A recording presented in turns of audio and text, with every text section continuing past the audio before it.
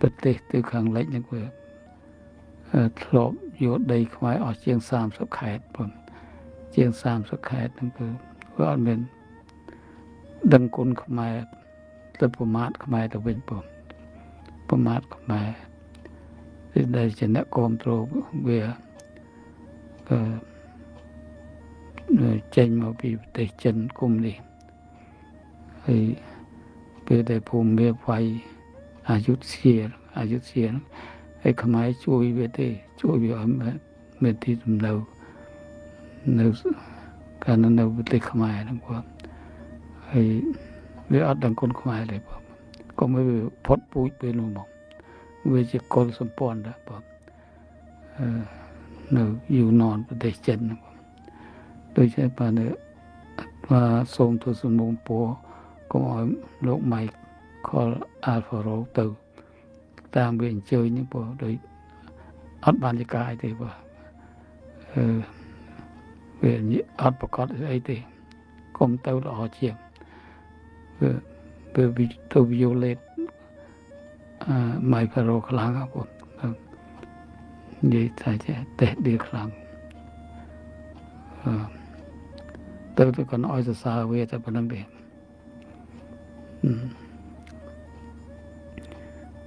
មិនគួរទៅទេឥឡូវវាចូលផ្លោងក៏បែរទៅថាអាងសេះព្រោះឲ្យបញ្ចុះទៅខ្មែរចាំមើលតទៀតបែបមិនបងវាបាញ់សាច់ទៅវាទេអាជាតិនឹងមួយទៅអត់ទេត្រឡប់ទៅលិនហើយអត់មានដឹងគុណអ្នកគេធ្វើគុណទៅវាទេអត់ទេខ្មែរមានគុណដល់វាខ្លាំងណាស់ប៉ុន្តែប្រមាថខ្មែរមើងងាយខ្មែរហើយចង់បានដីខ្មែរតទៅទៀតព្រមទាំងប្រាសាទទេដោយប្រាសាទព្រះវិហារដែលអង្គការ UNESCO ខ្មែរបានដាក់ទៅអង្គការ UNESCO ហើយឥឡូវវាទម្លាក់កបបែកអីតិចទីអត់ខូចខាតជាង100កន្លែងបាក់ចុះជួឡើងវិញណាបងតាមគេពិនិត្យមើលទៅឃើញជាង100កន្លែងបាក់បែកតិចទីអស់អានឹងទៅប្តឹងវា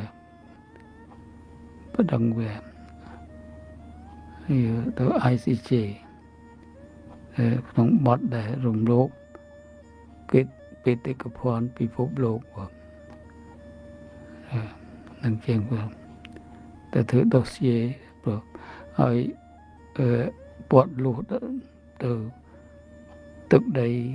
ហើយផ្ទះប្រជាពលរដ្ឋខ្មែរហ្នឹងទៅតែប្តឹងទៅតុលាការ ICJ បងតុលាការអន្តរជាតិមិននិយាយវាទេបងនោះមានបញ្ហានិយាយវាបងយើងអីផ្សេងបើគុំនិយាយដែលវាចង់បានដីខ្មែរវាពាត់លុះអីហ្នឹងបងតែប្តឹងទៅអន្តរជាតិបងអញ្ចឹងអត់រៀងចាលទេបងសូមបីតែតុលាការ ICJ កាត់សេចក្តីខាងប្រាសាទព្រះវិហារតែជាដីរបស់ខ្មែរប្រាសាទរបស់ខ្មែរពិតហើយប៉ុន្តែតែលោកស្រៀនពៀនគាត់ស្ដាប់អត់តុលាការអន្តរជាតិថែមទៀតផងបងប៉ុន្តែនឹងតុលាការអន្តរជាតិហ្នឹងវាហ៊ានពំពេញបងមុំខ្មែរមួយវានិយាយគ្នាបើអត់ស្ដាប់ទេអត់ស្ដាប់ទេដល់លោកប្រធាននៃសម្ដីសហរដ្ឋអាមេរិកJoe Biden ដាក់ខ្លាំងទៅវាខ្លាចខាតយកការច្រើនខាត់ខូចប្រយោជន៍វាសុខចិត្តធ្វើតាមខ្លះចឹងបងព្រោះហ្នឹងបំដាក់វាខ្លាំងខាតប្រយោជន៍វាអត់ស្ដាប់ទេបងព្រោះស្ដាប់លោកត្រាំហ្នឹងចង់គឺថាមិននិយាយគឺថាដាក់ទណ្ឌកម្មទៅវាខ្លាំងដូចដាក់ទៅចិនចឹងបងប្រភ័យវាហ្នឹងអាហ្នឹងសេដ្ឋកិច្ចវាលក់ទៅសហរដ្ឋអាមេរិកបើយកការច្រើននោះវាអត់សូវចំណេញអីបងបើប្រសពចិត្តធ្វើតាមបងហើយអង្គការសហប្រជាជាតិអត់មានកន្លែងណាមួយដែលដាក់ទណ្ឌកម្មដល់វាប៉ុន្តែវាអត់ស្ដាប់ប៉ុន្តែមាន ក្រុមប្រឹក្សាសន្តិសុខអង្គការសហប្រជាជាតិអាចពិនិត្យមើលកាត់សេចក្តីថាធ្វើខុសច្រើនទម្លាក់កងបែកចង្កោមដល់ខ្មែរអានឹងខុសមួយខុសច្បាប់អន្តរជាតិមួយកងបែកចង្កោមព្រោះហើយវាបាញ់ផ្សែងពុលដល់ប្រទេសកម្ពុជាព្រោះអានឹងខុសមួយទៀតហើយខុសមួយទៀតត្រង់វាទម្លាក់កងបែកទៅលើប្រាសាទបរវិហារដែលជាបេតិកភណ្ឌអន្តរជាតិហ្នឹងបងអានឹងខុសមួយធំហ្នឹងបងគង់សូមហើយជុំស្រៀនពៀនខ្មែរដូចរលរឿងខ្មែរអត់ឈប់សោះអាភូមិភាគ2បងអានឹងខូចហ្នឹងបងភូមិភាគ2ហ្នឹងទៅឲ្យនឹងធ្វើពាក្យប្តឹងទៅតុលាការអន្តរជាតិ ICJ ក្នុងបទដែលវារំលោភច្បាប់អន្តរជាតិហើយសហរដ្ឋអាមេរិកស៊ុយអែតក្តីលក់កប៉ាល់ហោះហើយក្របបែកឲ្យវាហ្នឹងតែគេប្រទេសទាំងពីរហាមថាយកមកកនការពារខ្លួនទេមិនអាចយកទៅធ្វើបាបប្រទេសដទៃទៀតទេជាពិសេសប្រទេសកម្ពុជាហើយយកយន្តហោះដែលលក្ខខណ្ឌរបស់អាមេរិកថាកុំឲ្យយកទម្លាក់ជនជាតិដទៃទៀតគាត់យកមកការពារខ្លួនទេហើយវាមិនការពារខ្លួននេះវាយកមកទម្លាក់ខ្ទេចវត្តពុទ្ធសាសនាមួយនៅប្រទេសកម្ពុជាហើយបាញ់ខូចខាតច្រើន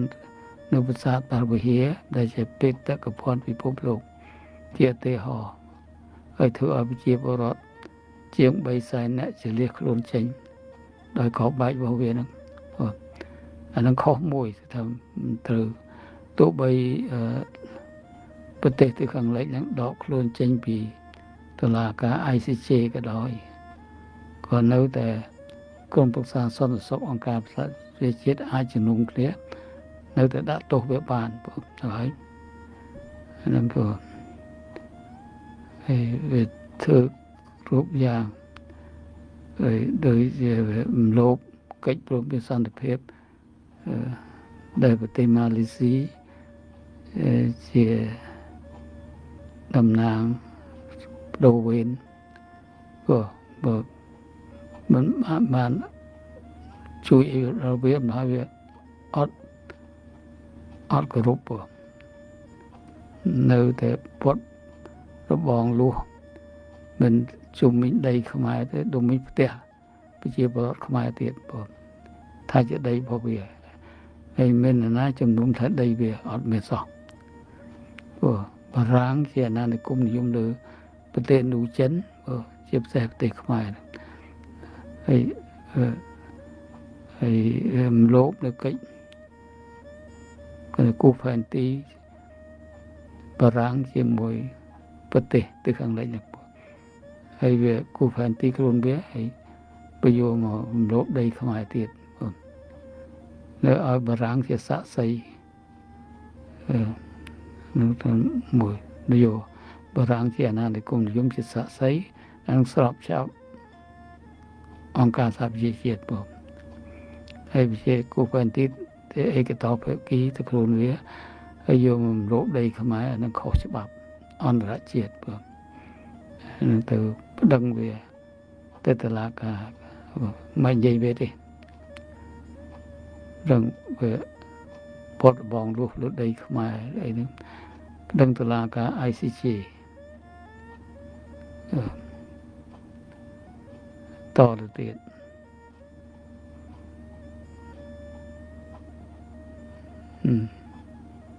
គឺប្តឹងរឿងប្រាសាទព្រះវិហារហ្នឹង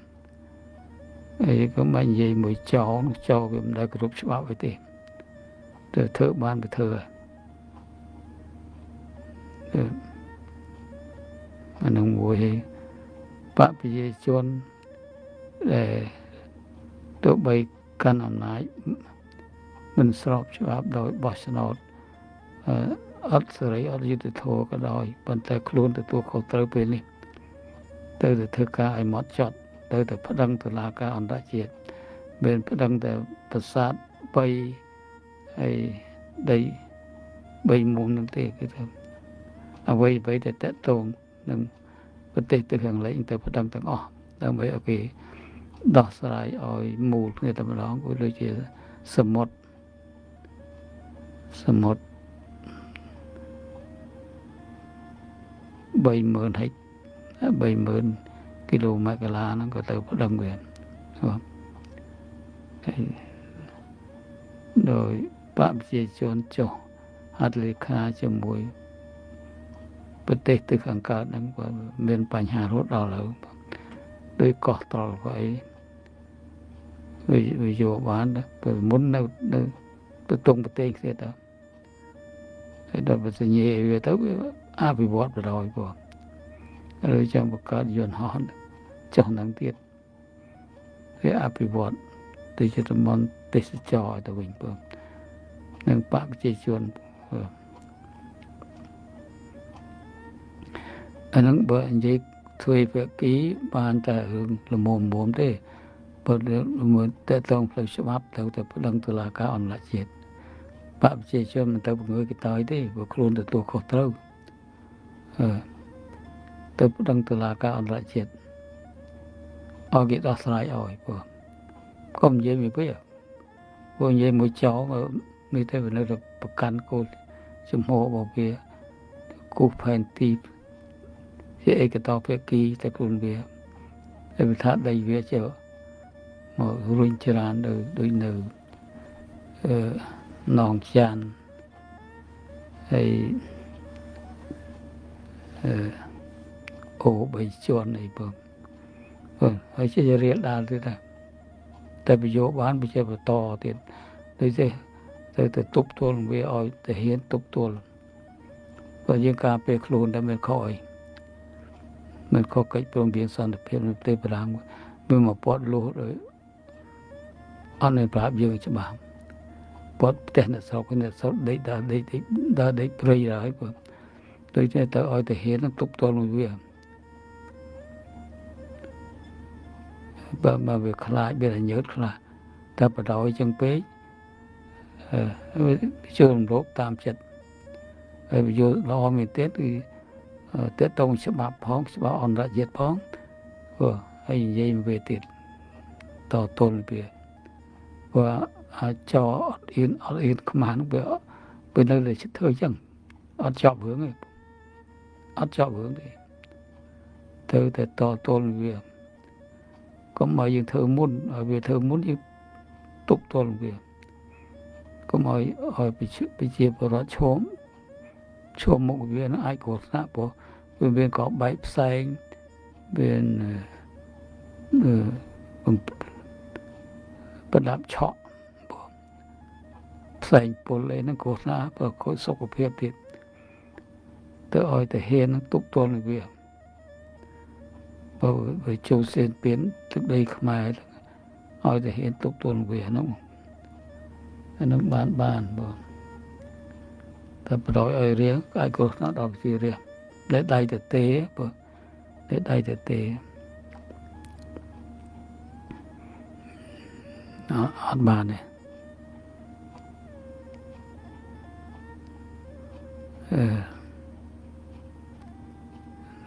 ចឹងដោយសំណូមពរអញ្ចឹងគេហើយមួយទៀតរឿងបកប្រជាជនហ្នឹងក៏បើរកសំរងស៊ីធ្វើការធ្វើឲ្យម៉ត់ចត់ធ្វើឲ្យច្បាស់ពិតទៅធ្វើមិនធ្វើថាឲ្យចោលទេមានតែគាត់និយាយថាផ្ការីកហ្នឹងអាហ្នឹងត្រូវឲ្យមិនចាំត្រឹមតែនិយាយទេទៅធ្វើដូចបឹងឡាដេះគេធ្វើបានហើយបឹងឡាដេះគេធ្វើបានហើយប្រទេសមួយទៀតដែលពុទ្ធត្រាស់ដឹងនោះ គេធ្វើបាននាយករដ្ឋមន្ត្រីរដ្ឋផាកញ្ញាមពួក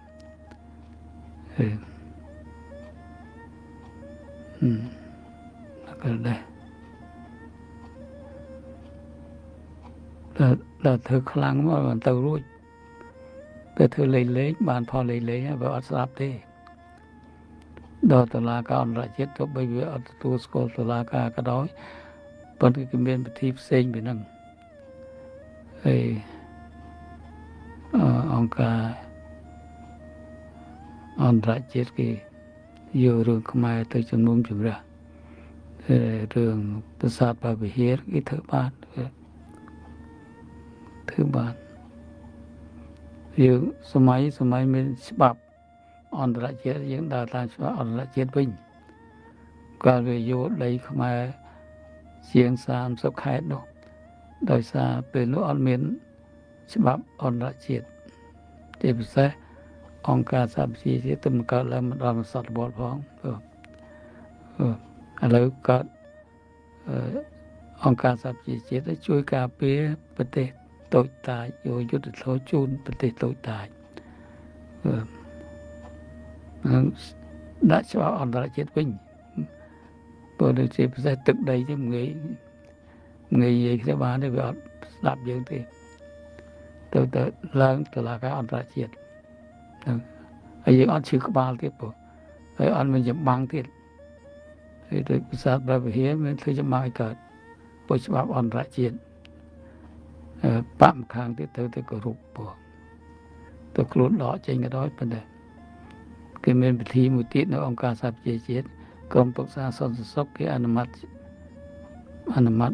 បែបម៉េច15ប្រទេសហ្នឹងមាន9ប្រទេសយល់ព្រមហើយកុំឲ្យមានធ្វើអ្វីមួយមហាអំណាចទាំង5កុំឲ្យប្រឆាំងប៉ុន្តែមហាអំណាចទាំង5អាចស្របគ្នាព្រោះវាឈានពៀនលោកបេតិកភណ្ឌពិភពលោកហើយបាញ់កបបែកចង្កោមអីហ្នឹងក៏បាញ់ផ្សេងពុលហ្នឹងជាគ្រោះថ្នាក់ដល់ប្រជាពលរដ្ឋដែលវាផ្លោងទៅក្រុមប្រឹក្សាសន្តិសុខអាច5ប្រទេសអត់មានបែបតំណល់គ្មានអ្នកជំទាស់ទេព្រោះហ្នឹងទៅជួយពិភពលោកកុំឲ្យប្រទេសដែលឈានពេលហ្នឹងធ្វើអញ្ចឹងតទៀតព្រោះប្រើកបបែកដែលអន្តរជាតិបានហាមនឹងទៅទោះបីសហរដ្ឋអាមេរិកធានាការពារប្រទេសហ្នឹងក៏ដោយប៉ុន្តែបើធ្វើខុសច្បាប់អន្តរជាតិគេមិនគាំទ្រវាទេព្រោះនឹងសូមឲ្យបព្វជិជនដែលទទួលខុសត្រូវរឿងហ្នឹងទៅធ្វើការឲ្យម៉ត់ចត់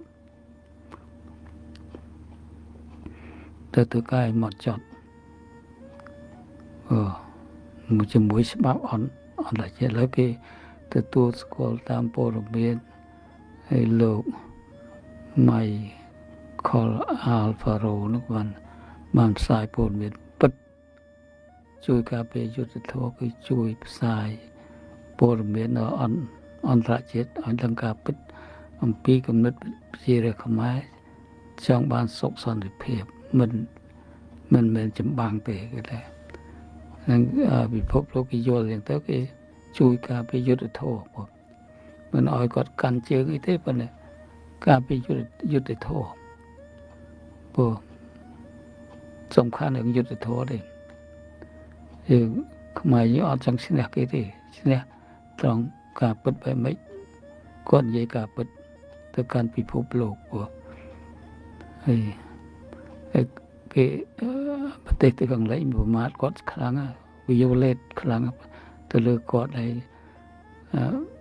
មុននាយករដ្ឋមន្ត្រីមុនរស់សនហ្នឹង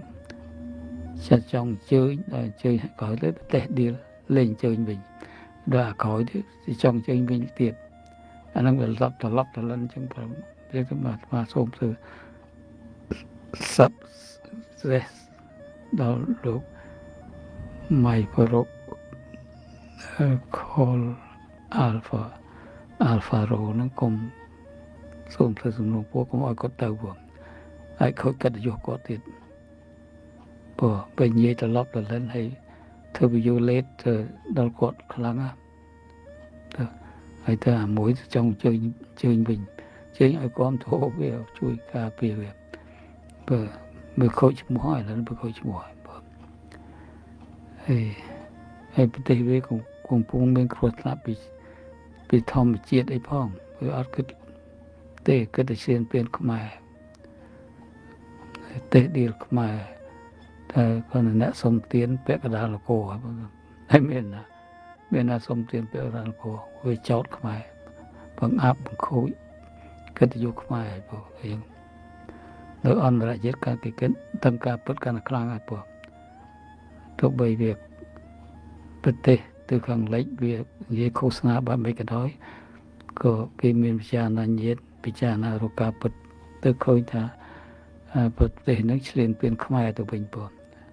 ហើយខ្មែរចង់បានសុខសន្តិភាពមិនចង់ធ្វើចម្បាំងទេហើយវានៅតែចង់ធ្វើចម្បាំងជាមួយប្រជារាស្ត្រខ្មែរនឹងចឹងว่าសំខាន់ឲ្យខ្មែរធ្វើការឲ្យខ្លាំងហើយសូមឲ្យលោកអរគុណដល់លោកម៉ៃកលអាល់ហ្វារ៉ូបានជួយយុទ្ធធម៌ជូនប្រជារាស្ត្រខ្មែរបើក៏ដោយយុទ្ធធម៌សំខាន់ណាយុទ្ធធម៌បើយើងមិនចង់ឈ្នះគេដោយអយុត្តិធម៌ទេយើងចង់ឈ្នះដោយយុត្តិធម៌ហើយក៏ដោយយុត្តិធម៌ជូនប្រជារាស្ត្រខ្មែរជូនបងប្អូនខ្មែររាប់សែននាក់កុំឲ្យមានសិទ្ធិចម្បាំងតទៅអាចខូចខាតអាចស្លាប់ជីវិតតទៅទៀតបងដោយក៏ជួយយ៉ាងខ្លាំងជួយខ្លាំងនឹងក៏ឲ្យខ្មែរយើងប្រុងប្រយ័ត្នជាមួយប្រទេសទៅខាងលិចហ្នឹងបងអាប្រទេសទៅខាងកើតក៏ចឹងដែរគេថាទូកលោកសមុទ្រខ្មែរជាង 1000 ទូកបងចាប់ត្រីយកអីហើយអាពុកលួយអាសាទឹកដីសមុទ្រនឹងទៅចាប់វាដាក់គុកពោះអាខ្មែរពុកលួយឲ្យទូកនេសាទរបស់ប្រទេសទៅខាងកើតចូលរាប់ពាន់ទូកពោះហើយខាងលិចនេះនិយាយថា346ទូកក៏ចូលស្ទានពៀនសមុទ្រខ្មែរដែរប្រទេសទៅខាងលិចនេះពោះតាមការផ្សាយប្រទេសទៅខាងលិចចូលសមុទ្រខ្មែរ346ទូកហើយប្រទេសទៅខាងកើតចូលដីខ្មែរជាង 1000 ទូកច្រើនណាស់ចាប់ត្រីខ្មែរនឹងអាពុកលួយអត់មានខាខាំងអីណាឲ្យលុយបន្តិចទៅបើកដៃគេចូលនៅចាប់អាបើកដៃអាពុកលួយយកវាដាក់គុកអាហ្នឹងមិនត្រឹមត្រូវយកដាក់គុកទៅច្បាប់ទម្លាប់តាំងតែជាមួយបរទេសហើយទៅគោរពកិច្ចព្រមព្រៀងសន្តិភាពនៅប្រទេសបារាំងថ្ងៃ23ដុល្លារ1991ហ្នឹងបងយកហ្នឹងជាយកកិច្ចព្រមព្រៀងជាមួយនឹងជាពុំមូលដ្ឋានព្រះអន្តរជាតិបានជួយច្បាស់លាស់ណាគឺឲ្យខ្មែរនឹងឈប់ច្បាំងគ្នាផងទី1ទី2កុំឲ្យអន្តរជាតិដែលបានចុះអធិការ18ប្រទេសទៅគោរពឯករាជ្យអធិបតេយ្យជាតិនិងបូរណភាពទឹកដីនៃប្រទេសកម្ពុជាសំខាន់ណាស់នឹងសំខាន់ណាស់ហើយនឹងទូកតលប្រទេសទាំងពីរហ្មងបងមានប្រទេសទីខាងលិចឯទីខាងកើតឡើយកុំឲ្យឆ្លៀនពៀនទឹកដីខ្មែរតទៅទៀតប្រទេសទីខាងលិចទៅវាចូលនៅដីខ្មែរនោះខុសច្បាប់កិច្ចព្រមព្រៀងសន្តិភាពនៅប្រទេសបារាំងបងហើយគេប្រជុំនោះមានប្រទេសបារាំងនិងប្រទេសឥណ្ឌូនេស៊ីជាសហប្រធាននៃកិច្ចព្រមព្រៀងនោះបងអានឹងទៅកោះប្រជុំឡើងវិញជាថ្មីផងបងព្រោះថាវាមិនឈប់រំលោភទេកោះប្រជុំឡើងវិញនៅកិច្ចព្រមព្រៀងសន្តិភាពហ្នឹង ដើម្បីឲ្យឈប់ស៊ីរៀនពៀនទឹកដីប្រទេសកម្ពុជាបងអានឹងបានប្រយោជន៍ទាំងពីរប្រទេសទប់ទល់ទាំងពីរប្រទេសតែម្ដងបងប្រទេសទីខាងកើតនិងប្រទេសខាងលិចកុំឲ្យចូលស៊ីរៀនពៀនទឹកដីខ្មែរព្រោះខ្លួនឯងចុះអត់លេខាកិច្ចព្រមព្រៀងទៀតបងថាអត់មានចូលស៊ីរៀនពៀនទេឥឡូវចូលស៊ីរៀនពៀននេះអានឹងខុសច្បាប់អន្តរជាតិហើយសន្ធិសញ្ញាបំពេញបន្ថែមដោយបកប្រជាជន